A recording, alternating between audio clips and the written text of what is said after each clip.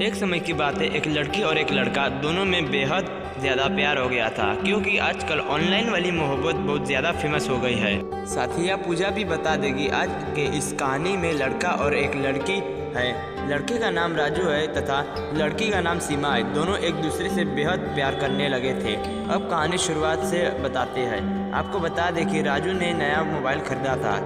जोया के Android smartphone mobile खरीदे थे। सभी लोगों को नई नई सोशल मीडिया वाली एप्लीकेशन व्हाट्सएप, फेसबुक इत्यादि चलाने का शौक हो जाता है, जिस कारण से राजू को भी इन मोबाइल लेने का कारण बहुत ज़्यादा सोशल मीडिया से लगाव हो गया था।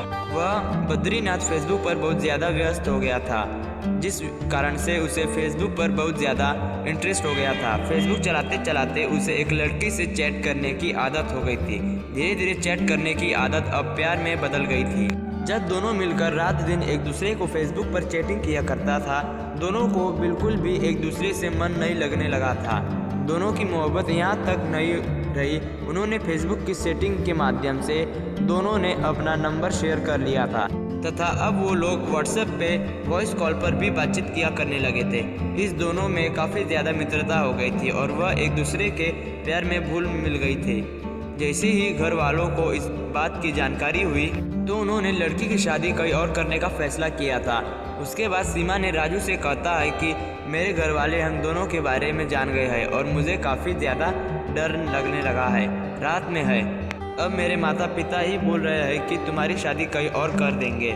मुसीबत सीमा कहती है कि मैं तुम्हारे बिना जी नहीं रह सकती हूँ। किसी और से शादी करनी तो दूर की बात है, मैं किसी और से शादी करने के बारे में सोच भी नहीं सकती। लेकिन जैसे जैसे समय बीतता गया, महज एक हफ्ते के बाद सीमा के माता पिता लड़का देखने के लिए कहीं जाने वाले थे। सीमा के माता पिता इतनी ज़्यादा गुस्से में थे कि वह बोल रहे थे कि तुम्हें लड़का पसंद आए या ना आए, अगर हमें लगा पसंद आया तो मैं उससे शादी करवा लूँगा। यह सोचकर सीमा मन ही मन बहुत ज़्यादा उदास हो रही थी और अपने प्यार मतलब के राजू का इंतज़ार करने के लिए वह हमेशा के लिए तैयार सही है। उसके बाद एक दिन सीमा के माता पिता लड़का देखने के लिए जाता है और लड़का उसे पसंद भी आ जाता है। सीमा के माता पिता जल्दबाजी करते हैं और शादी की तारीख फिक्स कर देते हैं। धीरे धीरे शादी की तारीख में भी नज़दीक आ गई है। अब तो सीमा के घर में से भी लोग हानि भरने लगे थे। शादी में सम्मिलित होने के लिए उसके रिश्तेदार तथा शादी में घर से होने वाले सभी सामानों की खरीदारी भी होने लगी थी। सीमा अपने प्यार से बिछड़ने के लिए रात भर रोया करते थे, लेकिन उसके माता पिता तथा उसके परिवार वालों को किसी भी इस बात को कोई फर्क नहीं पड़ता था। सीमा के माता पिता सिर्फ यही चाहते थे कि जितना जल्दी हो सके सीमा की शादी कर उसे ससुराल में ही देना है, फिर उसके बाद उसे सारी जिम्मेवारी खत्म हो जाएगी। लेकिन उसके माता पिता को यह नहीं पता था कि सीमा की शादी किससे करवानी है, जिससे वह ज़्यादा खुश रह पाएगी। उसके घर वालों को सीमा के ऑनलाइन प्यार के बारे में भी जानकारी हो गई थी, लेकिन फिर भी वह ऑनलाइन वाले प्यार पर भरोसा ना करते हुए उसकी शादी एक लड़के को ढूंढ कर करवाने का फैसला कर लिया था। जब सीमा की शादी हो रही थी तो राजा कहता है कि मैं तुम्हारे बिना जी नहीं सकता हूँ। तभी सीमा कह दिया कि हम भी तुम्हारे बिना नहीं रह सकते हैं, हम दोनों क्या कर सकते हैं। उसके बाद सीमा को बहुत ज़्यादा गुस्सा हो जाता है। वह कहता है कि अगर मेरी शादी किसी और से होगी तो मैं अपने हाथ काटकर जान दे दूंगी।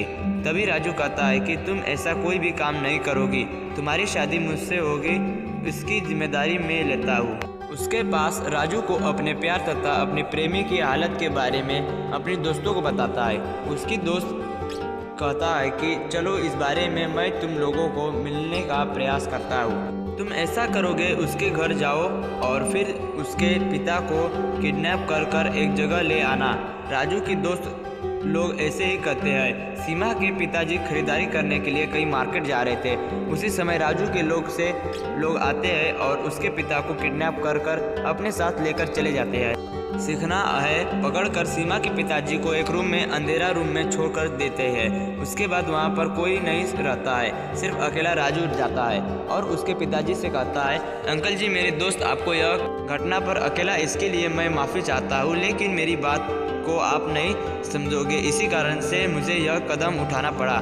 कृपया करके मुझे गलत मत समझ आइएगा, उससे बात है। राजू कहता है कि मैं आपके बेटे से बहुत ज़्यादा प्यार करता हूँ और आपकी बेटी भी मुझसे बहुत ज़्यादा प्यार करती है। आगे राजू कहता है कि नहीं, हम सीमा के बिना रह सकते हैं, नहीं सीमा मेरे बगैर। क्या आप उसकी खुशी के बढ़कर आपकी अपनी गुस्सा प्यारी है? अब गुस्सा में तो उसे किसी भी लड़के से शादी करवा देंगे, लेकिन उसके बाद आगे ज़िंदगी सीमा को गुजारनी नहीं होगी। वह नर्क वाली ज़िंदगी में पूरी ज़िंदगी कैसे गुजारने चाहेगी? क्या आपको अपनी बेटी की खुशी के लिए ऑनलाइन वाले प्यार पर भरोसा नहीं है? क्या मैं कोई गलत लड़का हूँ जब आप मुझसे शादी करने के लिए नहीं सोच रहे हैं? उसके बाद राजू सीमा के पिताजी को खोल देता है और कहते हैं कि मैं बस यही आपको समझाना चाहता था, बाकी आप खुद समझदार हैं। अपनी बेटी का भला बुरा आपको नहीं सोच सकते हैं। अगर तुम्हें अच्छा लग रहा है तो आप मुझसे उसकी शादी करवा दीजिए। सीमा के पिताजी हाथ खोलते हैं। वह बहुत गुस्से में आ गए थे और अनजानों को पकड़कर अपने घर ले गए थे। फिर वह अपनी बेटी से पूछते हैं कि इस लड़के से तुम ज़्यादा प्यार करती हो? अगर यह नहीं मिलेगा तो क्या तुम मर सकती हो? उसके बाद सीमा रोने लगती है और कहती है कि मैं राजू से बहुत ज़्यादा प्यार करती हूँ, अगर यह नहीं मिलेगा तो मैं जीते जी मर जाऊँगी। फिर उसके बाद उसके पिताजी जहाँ उसकी शादी करवा रहे थे उसको मना कर देता है और कहता है कि जितना पैसा चाहिए आप हमसे ले सकते हैं, लेकिन मैं अपनी बेटी की शादी है अब आपके घर नहीं कर सकता हूँ। फिर उसके बाद एक नई तारीख तय होती है और सीमा और राजू की शादी की बात तय हो जाती है। इस प्रकार से सीमा हो या राजू, हम ऑनलाइन वाले प्यार की कहानी सफलतापूर्वक हो जाती है। लेकिन इसके बावजूद उसके माता पिता भी राजू से बहुत ज़्यादा नाराज़ थे कि वह ऑनलाइन के माध्यम से उसकी बेटी को प्यार करने पर मजबूर किया था। लेकिन धीरे धीरे जैसे ही सीमा के घर खुश होने लगी थी और उसे बोल देते तो बहुत सारी बातें पता अपने पति से और राजू के बारे में अच्छी अच्छी बातें बताया करते थे, जिस कारण से उसका गुस्सा भी अब कम हो गया था।